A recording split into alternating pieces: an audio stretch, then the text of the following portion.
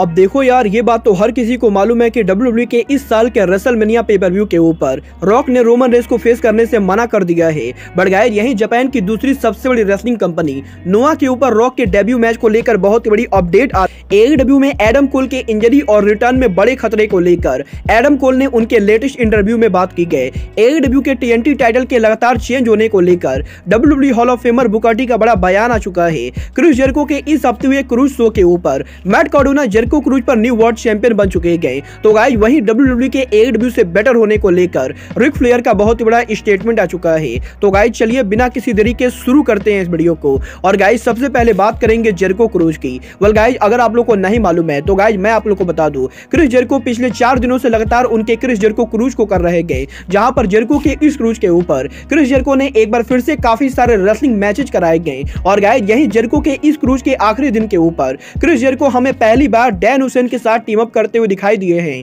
और गाइस, जैसा कि आप लोग इस पिक्चर में देख सकते हो, इस पिक्चर के अंदर जेरिको ने उनका गेटअप हूबहू डैन हुसैन की तरह बनाया है। बट गाइस, इसके अलावा जेरिको के इस क्रूज के ऊपर क्रिस जेरिको ने पहली बार क्रिस जेरिको क्रोन का ओशियाना चैंपियनशिप इंट्रोड्यूस किया था। और गाइस, यहां पर जेरिको क्रूज के ऊपर जेरिको ने उनका खुद का वर्ल्ड टाइटल बनाया है, जहां पर जेरिको के इस ओशियाना वर्ल्ड चैंपियनशिप के लिए क्रिस जेरिको के क्रूज के ऊपर क्रिस जेरिको ने एक बहुत बड़ा टूर्नामेंट कराया था। और गाइस, यहां पर इस टूर्नामेंट के एंडिंग के ऊपर WWE के former superstar Jack Ryder AKA Matt Cardona Chris Jericho cruise पर ब्रांड न्यू वर्ल्ड चैंपियन बन चुके हैं। और गाइस, क्रिस जेरिको क्रूज के आखिरी दिन के ऊपर मैट कार्डोना जेरिको क्रूज के पहले वर्ल्ड चैंपियन बने गए। वेल गाइस, ये तो बात हुई जेरिको क्रूज की। बट गाइस, चलिए अब आगे बढ़ते और बात करते हैं AEW के TNT चैंपियनशिप की। वेल गाइस, ये बात तो आप लोग भी मानोगे कि AEW कंपनी का TNT चैंपियनशिप AEW के और किसी भी टाइटल के मुकाबले सबसे ज्यादा चेंज हुआ है। और गाइस, लगभग हर 2 से 1.5 महीनों के ऊपर AEW उनके TNT टाइटल को चेंज करती रहती गए। और गाइस, लगातार AEW के अंदर अलग अलग रेसलर AEW के TNT चैंपियन बनते रहते गए।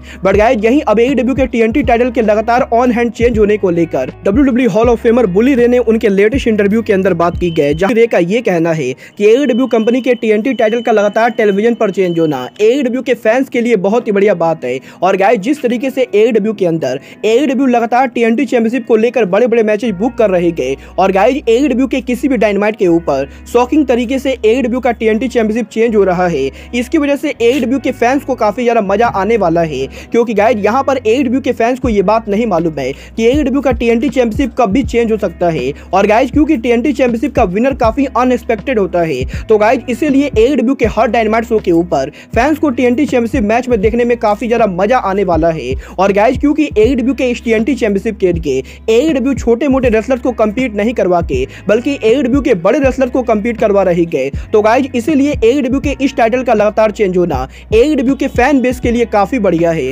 वेल गाइस, मैं यहाँ पर बुगाटी की बातों से पूरी तरह से एग्री करता हूँ। और गाइस, मुझे WWE के अंदर यूनाइटेड स्टेट चैंपियनशिप का भी लगातार ओपन चैलेंज काफी पसंद आया था। बट गाइस, चलिए फिलहाल आगे बढ़ते हैं और बात करते हैं एडम कोल के AEW में रिटर्न स्टेटस की।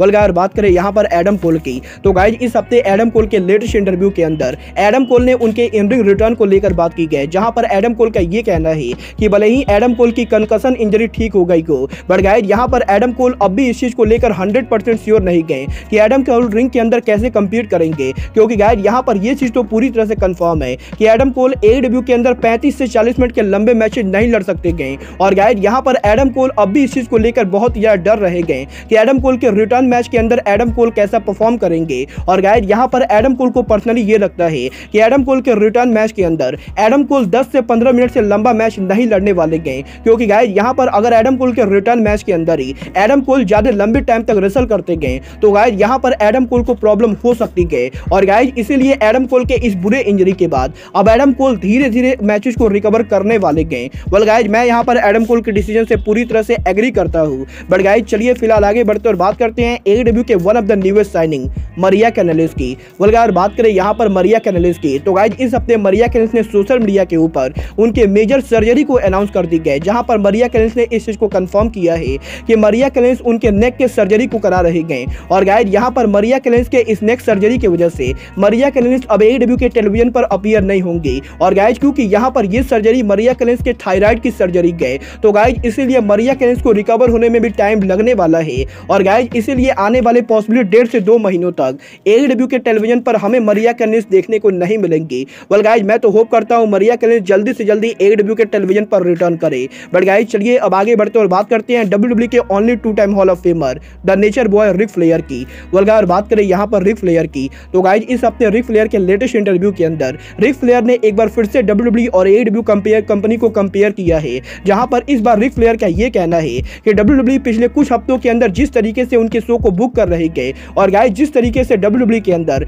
WWE लगातार ब्लड लाइन जैसी बढ़िया स्टोरी लाइन को प्रोड्यूस कर रहे गए, उन चीजों को देखने के बाद रिक फ्लेयर को यह बात कहने में कोई भी शक नहीं गए कि WWE कंपनी इस समय फैंस के बीच में AEW के मुकाबले ज्यादा हॉट है। और गाइज रेसलिंग इंडस्ट्री के अंदर WWE को लेकर फैंस के बीच में AEW के मुकाबले ज्यादा बातें हो रही गई। और गाइज यहाँ पर रिक फ्लेयर को पर्सनली ये लगता है कि AEW कंपनी उनका मोमेंटम खो चुकी है और गाइज धीरे धीरे फैंस अब AEW को लेकर बातें करना बंद कर रहे गए। और गाइज रिक फ्लेयर पर्सनली ये बिलीव करते गए कि आज के टाइम पर स्टोरी लाइन और बाकी चीजों के मामले में WWE AEW कंपनी के मुकाबले 1000 टाइम बेटर है। वेल गाइज आप लोग रिक फ्लेयर की इन बातों से एग्री करते हो या नहीं, आप लोग मुझे कमेंट करके बताएंगे। बट गाइज चलिए अब आगे बढ़ते हैं और बात करते हैं ड्वेन द रॉक जॉनसन के प्रो रेसलिंग नोआ में डेब्यू की।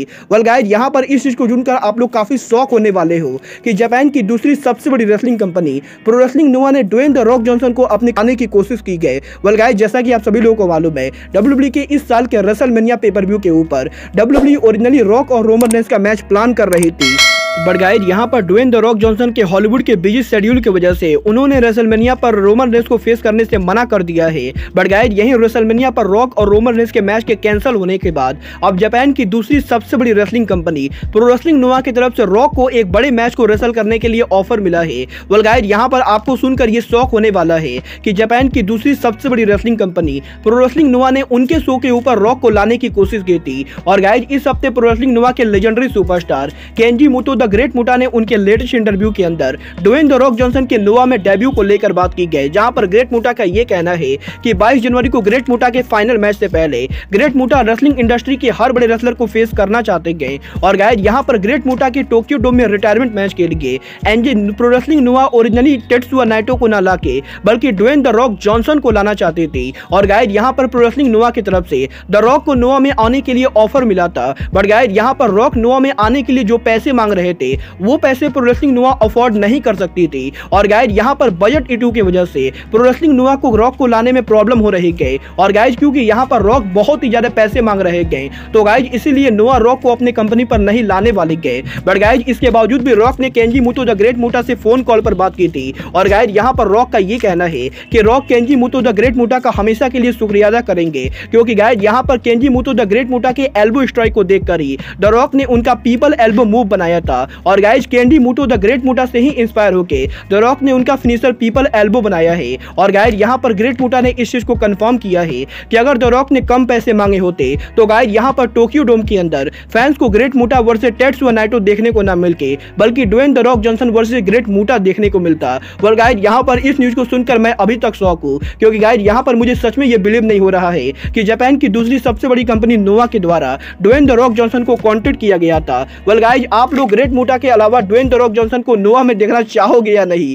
आप लोग मुझे कमेंट करके बताएंगे। बट गाइज अब आज के इस वीडियो में बस इतना ही, मैं मिलता हूं आपसे अपने अगले वीडियो में। बट गाइज तब तक के लिए